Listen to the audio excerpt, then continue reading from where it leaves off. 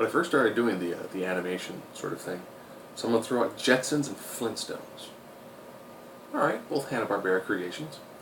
Looking at the team, the main principal characters, I'm like, okay, well, they don't quite match up. They both have dogs, or dog-like characters. Dads, moms. The problem with the daughters. I mean, you've got a high school kid and a baby. Okay. Okay. And you got a little boy. Okay. So you got Elroy. And no little boy. So I've got a younger family. And I've also got an older, more established family. I'm like, well, I might as well just strike out. Just strike out the girls from the games. I can't in good faith be like, well, you're a high school girl. If you're gonna fight a baby, nah, I just can't do that. Elroy, or some people say, you could just call them Leroy. It would have been awesome. He could have been their adopted kid. And I'm like, if only I get it's a small boy. Who got picked from the Flintstones? It's a small boy to fill that void. And I was like, Bam Bam. Bam Bam, you know, we're pretty well against Leroy, against Elroy. And I was like, all right. And I was like, well, do I include Robot Maid? I really shouldn't include the robotic maid because that's okay. Robot Maid versus what? Like the woolly mammoth dishwasher? So the core groups end up being a little bit more unique because they can't just take your primary families against each other. So I do this differently from my other ones. Look at intelligence, findability, strength, speed, durability, and vulnerability and X factor. Now these are more difficult to do because TV shows of this age, you didn't really have a lot of fighting. You didn't really have, you know, a lot of the physical comedy we see now. A lot of it's like, oh, he tripped and fell down. Or in the ways of the Flintstones, a lot of it was like, oh, it's essentially abuse of animals.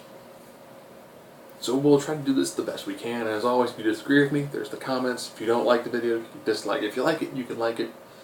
If you want to subscribe, that's awesome too. You know, either way, I hope you enjoy it. Right now you've watched almost 3 minutes of me talking, so we'll get right into this. Intelligence. I got the modern Stone Age family of the future. Have the intelligence, that's definitely the Jetsons. If you look at the way you have information being transferred, we're not seeing a bird essentially almost kind of like transcribe onto stone tablets. And we're not seeing the newspaper, which is a couple of stone tablets. Can't get a lot of information on those. Findability. This is a difficult one, so I had to think about, well, how well have they actually seen them do physical combat? You almost see no physical combat in the Jetsons. You do see a bit more when it comes to the Flintstones. Plus Fred recently worked with the WWE. Yeah, I'm going to go there. Did I see the film? No, I watched the OSW review, which is close enough to watching the whole film. Strength. This one, I'll probably see it in the comments because I added Bam Bam to be the counterbalance to Elroy. And I'm also looking at just physically larger individuals. You know, that's just kind of the way that it is. You know, you're looking at, if you look at George versus Fred, Fred is a monster. He's built like Rhino. Speed. And this one's a technological edge. You know, if you want to look at the speed of their vehicles, essentially, you're looking at a flying car versus one that's powered by feet. Durability. You know, who has better stamina? Physical jobs, you see the Flintstones constantly working. Plus, moving a car with your feet. That's going to take a tremendous amount of stamina. Not to mention the fact that it is a car made of wood and stone with your family in it, that you use your feet to move. Probably the worst design of a vehicle ever. Take the heavy stuff we can find, 30 families in it, and then only have one person use their feet to move it. Invulnerability. How always these people actually take an actual beating? You know, the Jetsons seem to do a pretty good job. Remember the beginning? Where all of a sudden he's dropping people off the main car, and all the pods have their own individual shielding. There you go. That's pretty impressive. So we're pretty much tied up. It does seem that it seemed smarter, faster, and definitely better jobs when it comes to armor versus better fighters, definitely a lot stronger, and a tremendous amount of stamina. Sounds like that X factor. What is that one thing that just sets the two of these guys apart?